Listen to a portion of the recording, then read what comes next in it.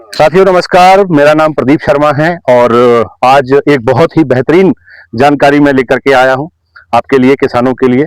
और पिछले 8 साल से मैं किसानों के साथ काम कर रहा हूं, बैलेंसिंग फार्मिंग को लेकर के, जैविक खेती को लेकर के। और जो भी हमारे ऐसे किसान हैं जिन्होंने कुछ अलग हटके किया है और सारे किसानों के लिए एक उदाहरण सेट किया है, तो वो जानकारी आज मैं आप लोगों के लिए लेके आया हूँ।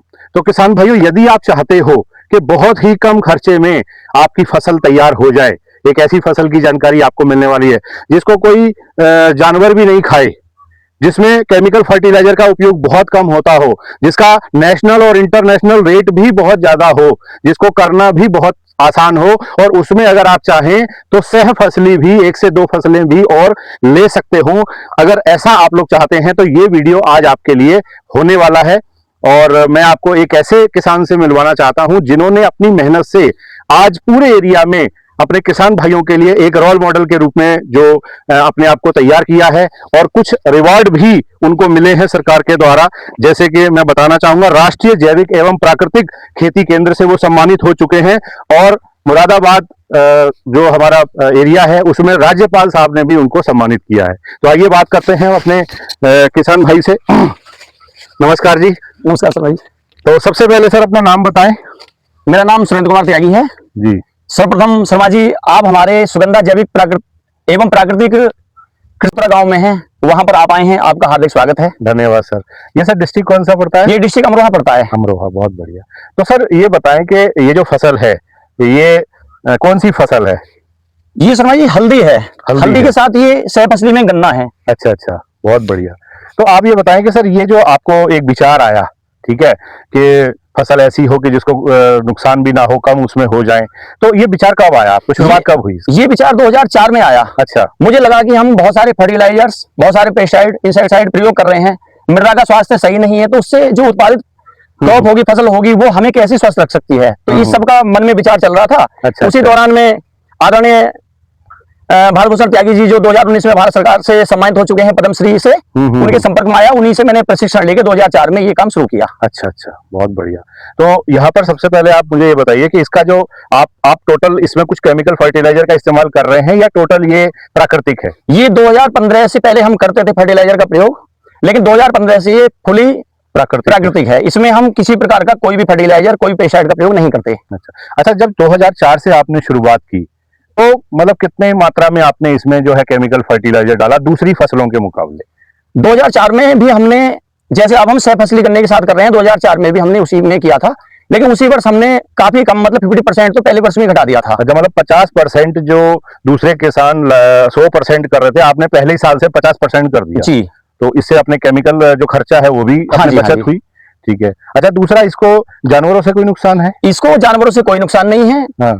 ये जो बाहरी पशु हैं या चूहे, गीदड़ वगैरह कुछ भी हो सकते हैं, नीलगाय का ज्यादा प्रकोप यहाँ रहता है। तो हल्दी को कोई भी पशु नहीं खाता है, इसमें कोई भी बीमारी नहीं लगती है, किसी दवाई का कोई प्रयोग नहीं होता है, बहुत आसानी से ये ऑर्गेनिक या नेचुरल फार्मिंग में हो सकती है। अच्छा, तो मतलब खर्चा भी कम हुआ। खर्चा कम है। दूसरी बात आती है कि मुझे जहां तक महसूस होता है कि एक किसान की जो समस्या है वो ये रहती है कि साहब वो एक कच्ची खेती करता है, जिसकी वजह से वो ज्यादा उसको स्टोर नहीं कर पाता, और फिर क्या होता है कि उसको फटाफट बेचना पड़ता है और वो रेट नहीं मिल पाता। इसके बारे में थोड़ा सा बताएं, इसका मार्केट कैसा है? इसकी डिमांड बहुत ज्यादा रहती है। ये जो है स्टोर करना भी बहुत इसको आसान है। अच्छा। अगर इसको हम रॉ मेटेरियल के रूप में कच्ची हल्दी खोद के बेचना चाहते हैं तो उसकी भी, हम तो क्योंकि प्राकृतिक खेती करते हैं तो उसकी डिमांड बहुत ज्यादा बनी रहती है। क्योंकि इसमें कोई दवाई नहीं लगती, फर्टिलाइजर हम लगाते नहीं है। प्राकृतिक खेती के रूप में हम लंबे समय से 2015 से कर रहे हैं। तो इसमें जो हमारी उत्पादन लागत है वो घटी है। उत्पादन लागत घटी है तो निश्चित ही किसान की, हमारी या जो भी हम जैसे किसान भाई और कर रहे हैं या करना चाहते हैं, उनकी निश्चित इनकम बढ़ेगी। और रेट का ये है कि क्योंकि हम प्राकृतिक में कर रहे हैं तो इसकी डिमांड बहुत ज्यादा बनी रहती है। इसका रेट जो है इस समय क्षेत्र में भी, देश में भी और देश के बाहर भी मतलब डिमांड आती रहती है, बाहर जाता रहता है, हम तो प्रोसेस करके देते हैं। अच्छा। और सीड वगैरह के रूप में बहुत ज्यादा डिमांड इसकी बनी रहती है, क्योंकि इसमें कोई बीमारी नहीं लगती। ठीक। तो ऐसी स्थिति में किसानों के लिए बहुत ही लाभकारी चीज है, सुविधाजनक भी है। इसमें मौसम का भी कोई प्रभाव बहुत ज्यादा इस पे नहीं है। अगर बारिश कम हो रही, थोड़ा ज्यादा भी हो रही है, या कोई ओलावृष्टि है, बाकी प्राकृतिक आपदाएं हैं, उसको ये आराम से झेल लेती है। टेंशन वाली बात नहीं है जी। अच्छा, दूसरा मुझे जानकारी मिली है कि आपने केवल ये लाभ खुद नहीं लिया, बल्कि क्षेत्र के काफी किसानों को भी आप इसकी जानकारी दे रहे हैं और पूरी उनकी मदद कर रहे हैं। तो आसपास के जगह अगर हमारे और किसान आपसे जुड़ना चाहें तो कौन कौन से एरिया है जो मतलब बिल्कुल आप आसानी से उनको सर्विस दे सकते हैं? यहाँ पर हमारी फार्मिंग हल्दी और गन्ने की 1 हेक्टेयर के आसपास है। कुल मिला के हल्दी की जो है 5 एकड़ के आसपास है। इतनी मैंने अपने सहयोग से, अपने मार्गदर्शन में अन्य किसानों को बुआ रखी है। बहुत बढ़िया। बहुत आसानी से हम पूरे मुरादाबाद मंडल के 5 जिलों में, जिसमें अच्छा। अमरोहा खुद हो गया, मुरादाबाद, बिजनौर, रामपुर, संभल हो गया, यहाँ बहुत ही आसानी से हम दे सकते हैं। किसानों को बुआ रखी है और वो को बुआ सकते हैं हम। बीज बीज हम उपलब्ध कराते हैं। जी जी जी। और हमारे पास विशेष बात यह है कि एक सुगंधा वैरायटी है इसमें हल्दी में, जिसका कर्क्यूमिन लेवल 7% प्लस है। इसी की हम मोस्टली खेती करते हैं। अच्छा। और इसका नाम को पूरे सार्थक करते हुए पाउडर में भी जो इसका हल्दी पाउडर, उसमें खुशबू बहुत अच्छी आती है। और मार्केट की किसी भी बड़ी ब्रांड से भी आप कंपेयर करेंगे तो बहुत कम। तो क्या आपने जैसे अभी बताया कि हमने कुछ अपना तैयार कर लिया है इसका पैकिंग वगैरह, तो थोड़ा सा दिखाएं हमारे किसानों को। हम हल्दी की उत्पादकता तक ही सीमित नहीं है। जो भी उत्पादित हमारे कच्चा हल्दी होती है उसको हम प्रोसेसिंग करते हैं, पैकेजिंग करते हैं, मार्केटिंग तक ले जाते हैं। बहुत बढ़िया। तो ये हमने अपना बना रखा है। सुगंधा हमारा ब्रांड है, सुगंधा जैविक हल्दी करके। ये देखिए, ये ब्रांड है। ये भारत सरकार का जो जैविक एवं प्राकृतिक सर्टिफिकेशन का जो काम करती है पीजीएस इंडिया, उससे सर्टिफाइड हल्दी है हमारी ये। अच्छा, इसकी खास बात ये बताइए आपने कि इसका देखिए हल्दी का जो सबसे बड़ा गुण होता है उसमें कर्क्यूमिन लेवल क्या है, तो इसमें आपने बताया 7.5%। हाँ जी, हाँ जी। मतलब 7% से ज्यादा इसमें कर्क्यूमिन लेवल है। और जो मार्केट में आम हल्दी मिलती है उसमें शायद 2%, उसमें 2.5 से 4%। 2.5 कौन से, ये इतना बढ़िया इसकी जो क्वालिटी है। और बहुत सारी चीजों में इसका यूज होता है। आज आप देखेंगे ब्यूटी प्रोडक्ट हो, हेल्थ प्रोडक्ट हो, और हर घर में हर किचन तो कोई भी हल्दी के बिना चल ही नहीं सकता। मतलब बेस्ट क्वालिटी आपको सुगंधा के द्वारा हमारे त्यागी सर उपलब्ध करा रहे हैं। एक चीज और मैं बताना चाहूंगा, हल्दी जमीन के अंदर बैठती है, जो ऊपरी भाग होता है, ये पौधे आप देख पा रहे हैं। हाँ, दिखाओ थोड़ा सा, इन्हें जरा एक बार दिखाइए। हाँ। तो इससे हम एक ऑयल निकलवाते हैं, जो टर्मरिक लीफ ऑयल हो गया, हल्दी के पत्तों का तेल, वो ये है। ये दर्द के लिए एकदम प्राकृतिक तौर पे काम करता है। रामबाण रिजल्ट है इसके दर्द में। दर्द चाहे चोट का हो, मोच का हो, घुटना कमर दर्द हो, कंधे दर्द हो, नसों का हो, चाहे स्वेलिंग आ रही हो, तो उसमें इसका बहुत ही अच्छे रिजल्ट आते हैं। किसान भाई भी अगर इसको करना चाहते हैं तो उनके लिए एक एडिशनल इनकम का भी सोर्स बन जाएगा। क्योंकि कुछ दिन बाद तो ये अगले महीने में डैमेज होकर गिरने ही खत्म हो जाएंगे। तो अगर इसका हम तेल निकलवा लेते हैं तो दर्द में भी काम करेगा और अपनी कुछ एक्स्ट्रा इनकम भी हो जाती है। मतलब आपका कहने का मतलब कि इसका पत्ता भी कामयाब हो रहा है, कहने का मतलब है। अच्छा, अभी देख रहे हैं कि जो इसमें थोड़ा सा पीलापन है या सूखापन है, इसके बारे में थोड़ा सा बताएं।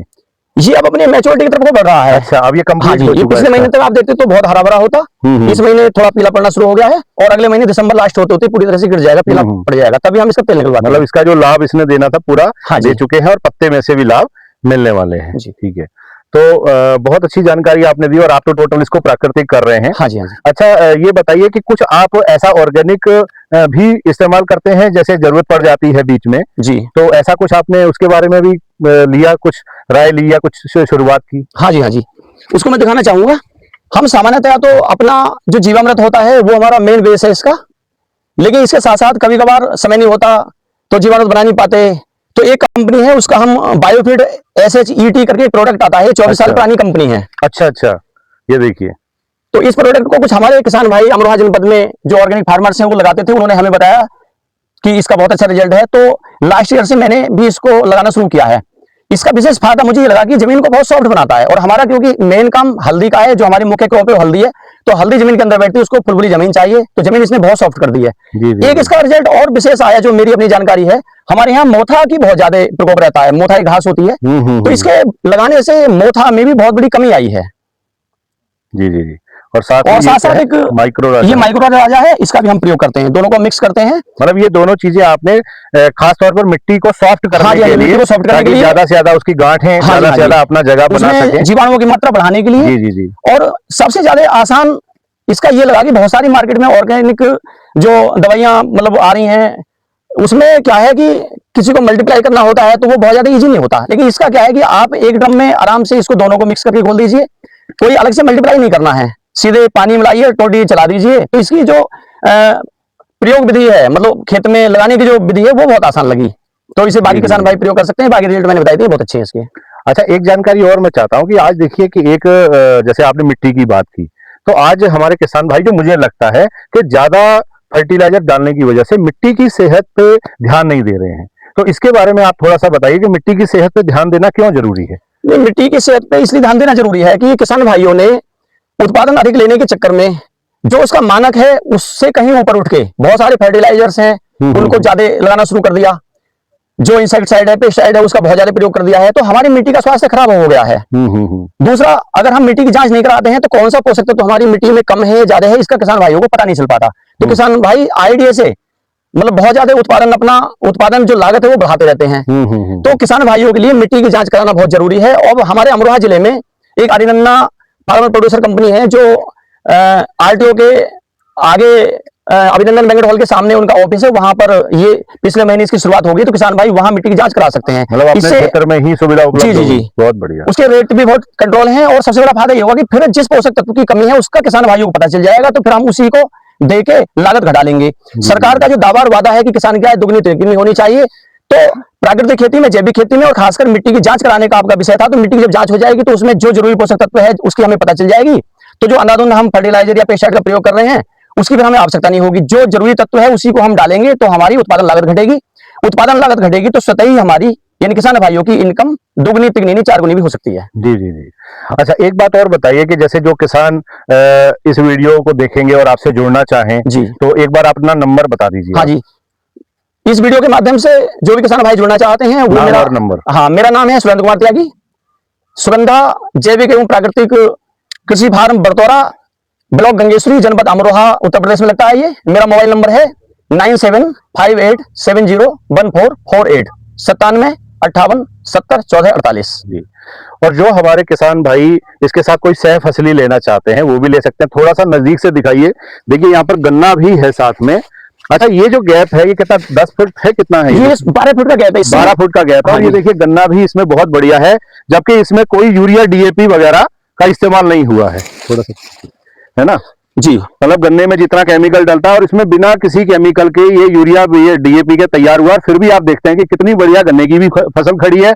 और पूरा जो है हल्दी आप देख रहे हैं कि वो तो बिल्कुल लाजवाब है ही। जी, इसके बारे में कुछ बताना चाहें आप? हाँ जी, इस समय सह फसली खेती जो है बहुत जरूरी हो गई है। जमीन धीरे धीरे घटती आ रही है, तो उसमें सह फसली से किसानों को ये लाभ मिलेगा कि अगर एक फसल कोई हमारी थोड़ी अप डाउन भी रह जाती है तो उसको दूसरी फसल कवर कर लेगी। जी जी जी। लेकिन खासकर अगर हल्दी जैसी क्रॉप की बात है तो हल्दी को 30-32 टेम्परेचर से ऊपर जब टेम्परेचर जाता है तो इसे सूट नहीं बैठता है।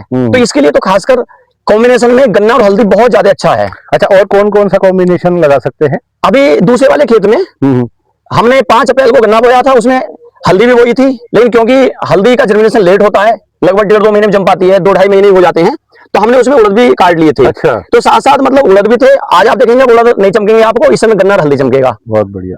तो इसके बाद इसमें अभी इसका पत्ता कटवा के हम इसमें लेट में गेहूं बो सकते हैं, जौ बो सकते हैं। लेट में हम सरसों बो देते हैं। अभी अगले महीने इसके पत्ते कटेंगे तो इसके बाद इसमें हम जौ बोएंगे। अच्छा।